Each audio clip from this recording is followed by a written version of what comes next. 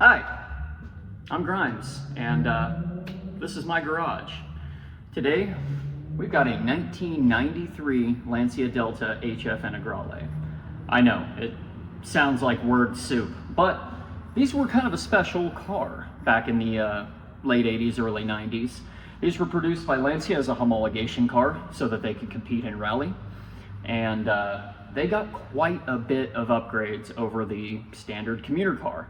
Now, Lancia pulled out of the US back in the early 80s, so unfortunately we didn't get these. This one had to be imported. I think it actually originally came from Italy, where it lived. It was shipped to Florida, and that's where it was purchased on Bring a Trailer by the now current owner. And he's brought it in to us to diagnose a non-start issue. Had it at the body shop. It had been sitting for a couple years. I'm actually a regular at the facility where this thing's stored, and it's always been my favorite car that's there. And I've been wanting for years for a crack at this car and to kind of put hands on it and drive it and wrench on it. And now it's come time that the owner is ready to sell it soon. Not sure exactly when, but he brought it to me and he's having some issues with it not starting. So I'm just going to detail in a quick video how I've diagnosed this car and what we're going to do to fix it, and show you the procedure to fix it. It's actually not super complicated. But first, I'd actually just like to show you around the car real quick. It is almost immediately evident that this is not your normal Lancia Delta commuter car, econobox, hatchback, whatever you want to call it. So, noticing the vented hood, front and rear, these huge fender flares, front and rear. You've got the wing in the back, much larger wheels, much wider stance. The wheels, I don't believe are factory, but they do look great on this car. The mud flaps look like an addition, and all of this livery was added after it was purchased. These actually shipped just plain whatever color you bought it. These light bars didn't come on it. That's an add-on, and it's kind of annoying. You have to remove that in order to even open the hood.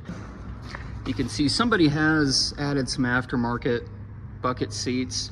Honestly, probably would prefer Recaros in here, but not bad. You've got the Nardi wheel, looks like an aftermarket shift knob. You've got your Martini Racing livery floor mats, OMP pedals. In the back, you have the original fabric and the original fabric seats. These would have come with something similar to a Recaro in this same trim, which I think looks great. Something else you'll notice, on the center console there, you'll see the switches for the power windows up front, but there's only two. You come to the back, and the windows are just crank windows. Interesting cost cutting or economy measure they did there. Probably weight savings because, well, we all know how much those motors weigh. In the back, they've added some brackets to elevate the wing. Normally it would sit kind of horizontal to it. Big mud flaps in the rear, dual exhaust. Now these had all-wheel drive, so all four wheels are driven, front and rear. The drive system's pretty cool, and some of the little gadgets they threw on there were pretty neat. Once I get it up in the air, I'll show you a couple of them that I noticed. I'm gonna go ahead and pull this light bar off of here and get the hood open and show you what we're working with, and get this thing diagnosed so we can get it running and get it out of here. Lurking underneath the hood here, you have Lancia, also Fiat. There's plenty of Fiat branding on this.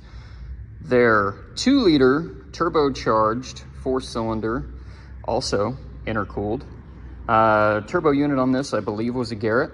They are fuel injected. And yeah, it's pretty cool to see this old technology. Tons of vacuum lines. Everything does seem to be really crammed in there. There's not much access at all without removing major components such as Valve covers, intake, exhaust manifold, turbo, any of this stuff from your power steering, brakes, intake, intercooler, all of that. It's all just kind of piled on top of one another. The one thing about the 90s that I notice is the way they had to build harnesses, because now modern cars have CAN bus and everything's controlled by a module, and every module is at least in the general location of the component that it's controlling. All it needs is 12 volts and a CAN signal, and it's good.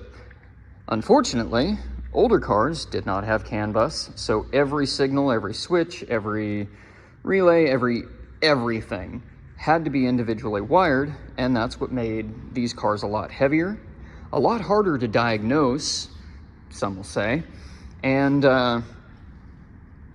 yeah, just generally a little bit more unreliable. Depends on who you ask. My personal preference is something newer with good CAN bus, such as a Mercedes or a BMW or more modern European cars. Lots of domestics have them. GM and Chrysler are kind of wonky on their implementation of that and make things a little bit more difficult for the average wrencher. But I'm going to show you with pretty basic tools, stuff you can pick up from Harbor Freight, whatever, that you could work on what's essentially a rally car. One other thing, this one has been converted to BC coilovers. Haven't driven this car, so I'm not sure how they ride. All right, now that I'm done monologuing, the real important spec, these made 184 horse, 224 foot-pounds of torque, maybe 183. Don't quote me on that. But point is, they made quite a bit of power for the year. And as much as these things are a great sight to look at, they're even better when they're in action. So let's get started with the diag. I do suspect it's fuel system related because there's a brand new fuel filter over there. The body shop did say they drained old fuel out of the tank. It will intermittently start and run, but it won't stay running, and when it does run for, a few seconds, it runs really poorly. I have gotten it to start a couple times, but no more after that. All right, let's get this thing on the lift, in the air, and we'll check out the underside.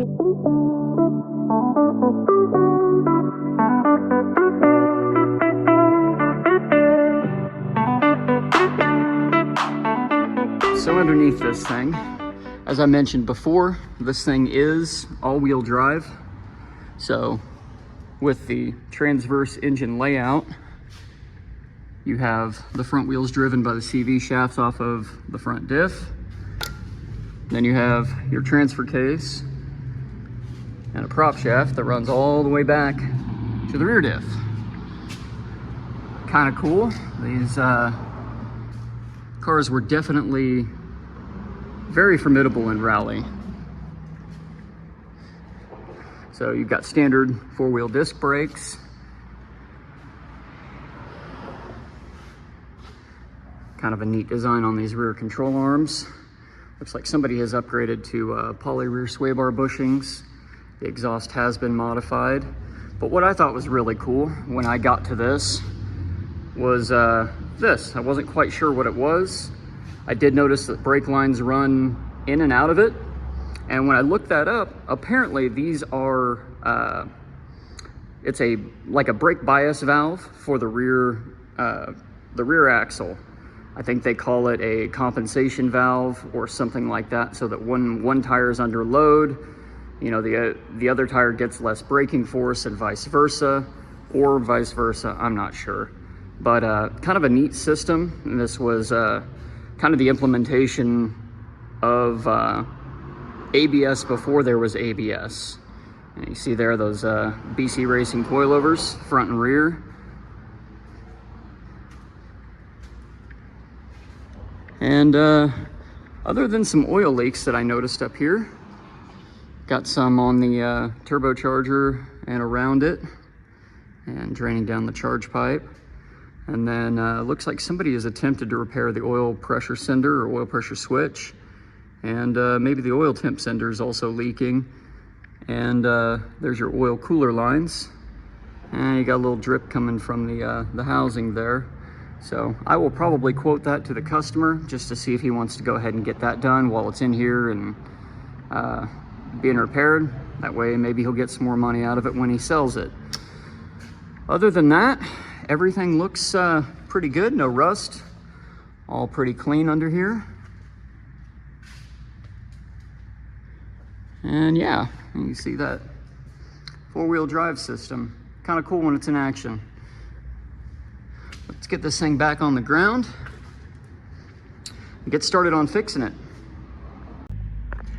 All right, so let's show you what this is doing. Got your key here.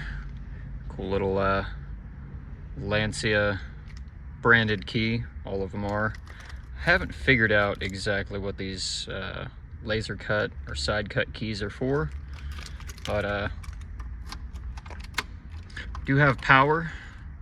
All of our check lights come on, which is really cool. You see this in some older BMWs, and it's got all of your lights, headlights, tail lights, center light, your third brake light, doors, everything. And when you go to try to crank this thing, gotta wiggle it. Tries to fire,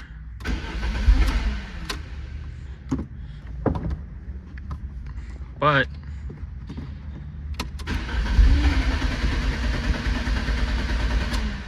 won't do anything. Now, like I said, I'm already suspicious of the fuel system, and when you key on,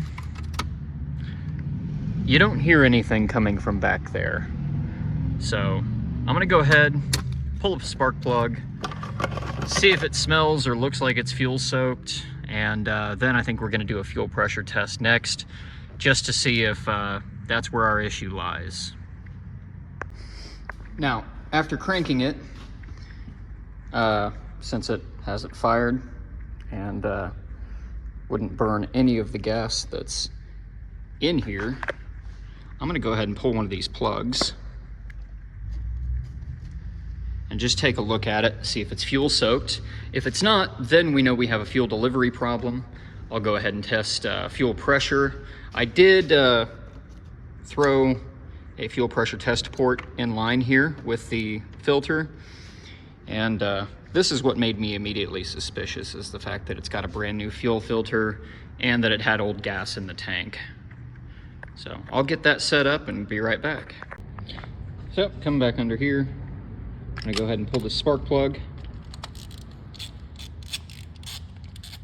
Don't worry, I pre-loosened it so I could do it one-handed.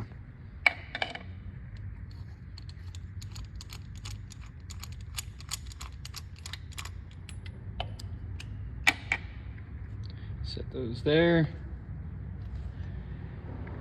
And if it'll focus, that thing is dry as a bone. With all that cranking and all the cranking I did before, this thing should be soaked in fuel.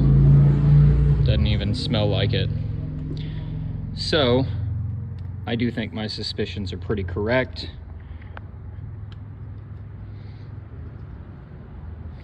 And I'm gonna go ahead, and I did install a pressure test port, and I'm gonna hook up a fuel pressure gauge, turn the key on, crank it a few times, see what we get for fuel pressure. So with this basic fuel injection pressure test kit, you get some different fittings. You get banjo fittings. Unfortunately, did not have the right size to use it on this, so I just used the little barb fitting that's got a pressure test port on it so that I can hook up my gauge here.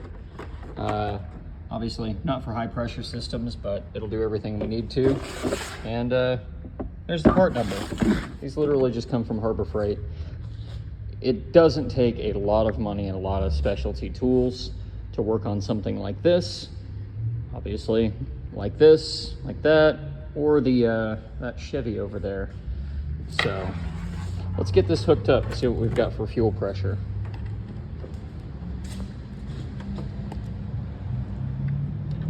This just screws right on. Probably get a little bit of fuel out of here. Yeah, we got a little bit, some dribbles. but no major pressure, so it's not looking too promising. And obviously no residual pressure. I'm gonna set this on the windshield so that I can film it while I crank, and also so that I can see it.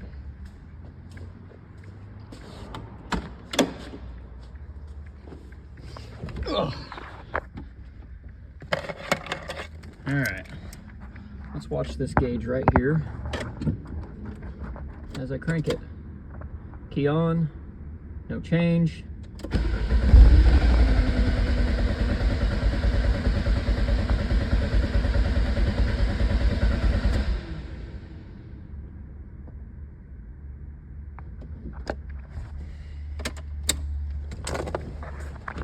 As you saw on the gauge, we only got about maybe 12 psi fuel pressure. This being a port injected motor, it should be somewhere around the 30 to 40 psi range, and it dropped off pretty much immediately. That tells me that we just don't have enough fuel. My suspicion is the fuel pump. Since the filter is new, I'm gonna go ahead and pull the back seat up, check the fuel pump. I'm just gonna apply 12 volts to it just to rule that out. And if not, then we'll go ahead and get a fuel pump for it. All right, so I've got a M12 Milwaukee battery. This should be enough juice to run this fuel pump. On these, they're gonna be in the back. You pull this tab, pull up, and right here under this plastic is your fuel pump. And right here are your two fuel pump wires. I still have my fuel pressure gauge set up over there. So I'm gonna go ahead and unplug these. If I can get this thing to focus, there we go. Go ahead and unplug these. I'm just gonna apply power directly to it. Now on these M12 batteries, in very, very, very tiny print, you can see where it shows the positive and negative terminals. You can see the C1 negative, C1 positive. So this is kind of hokey, but if you have some spade terminals, you can just plug them right in and use them to test things. I've used them to run fuel pumps. I've used them to test lights, all sorts of stuff. So real versatile there.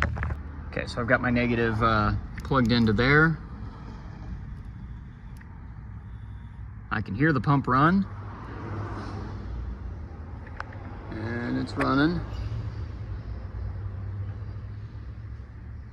And we are still only getting about 10 pounds of fuel pressure. So what that tells me is you hear the pump run, but we're not making fuel pressure. We either have a clog in the line or we've got a bad fuel pump. And judging from the age of everything, I'm gonna go ahead and get a fuel pump for this thing coming. So, we've got a fuel pump.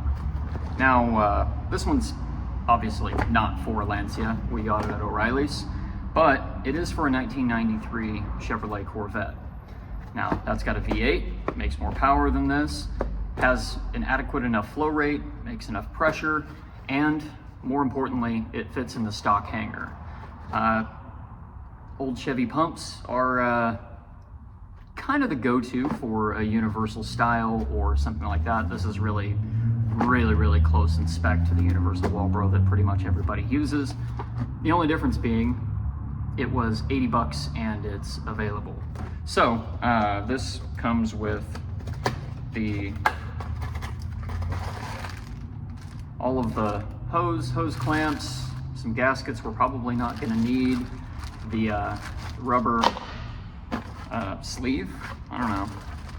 Most important, it comes with the wiring connector, so I can wire this into the factory fuel pump hanger, and we have the fuel pump. So now that we've got everything, let's go ahead and get the hanger out and get it on the bench, and I'll start to disassemble it and get this thing installed. Cross our fingers and hope that solves all of our issues so that we can kind of suss it out and see what else might need to be done. I have noticed a couple of oil leaks, things like that, but nothing too major. So let's get this installed. I'm not going to go too into depth. This comes out just like pretty much any other fuel pump does. So once I have it out, I'll kind of show you that and do a little process on replacing that pump. We've only got these 2 wires here, 4 screws, and then there's a lid that twists off, disconnect the lines obviously, and then we'll pull the strainer and everything out and replace the pump inside of there. I've got my fuel pump out, and it definitely has the original coil on it and some really old hose. So we're gonna replace that hose with some modern stuff and get the new fuel pump in. It sits down here in the swirl pot, and there's actually a fuel filter sock like the normal pumps have right here on the bottom there. So we'll get this disassembled and get it back in, see if she starts.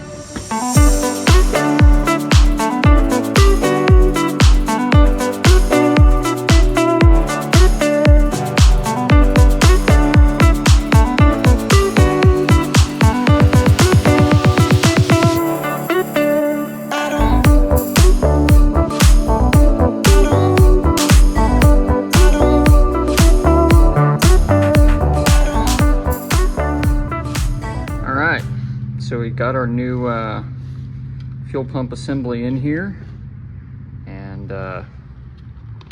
let's get this thing installed. Now I did notice they had some sealant here. This nut has a grommet that the wires pass through inside of it, and the end was split off of it, so the grommet was not sealing against the lid of the strainer assembly. So I just used my soldering iron and plastic welded that back together. Should hold just fine. Got the new pump, went ahead and replaced the hose, and everything's put back together. Got it wired. Luckily the pump lists positive and negative on there for you, and went ahead and just put the old connectors back on it. These aren't the OEM ones, but it is what's in the car, so we're just going to go ahead and keep that. And I'll put some dielectric grease on those terminals just in case we get any corrosion.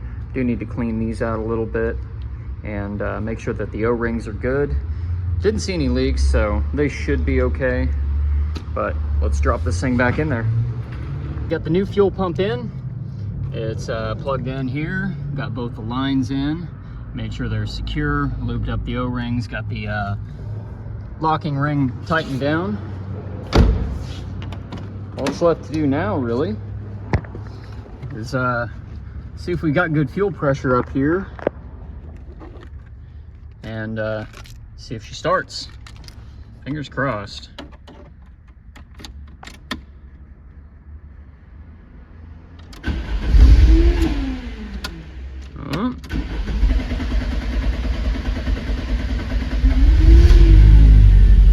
Hey, look at that.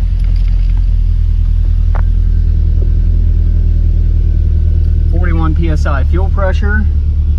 We have something on. Maybe brake? Maybe door?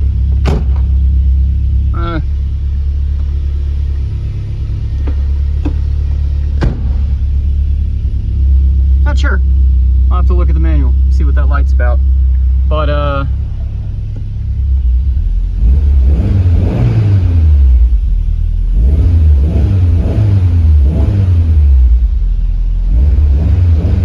perfect. Thanks for watching.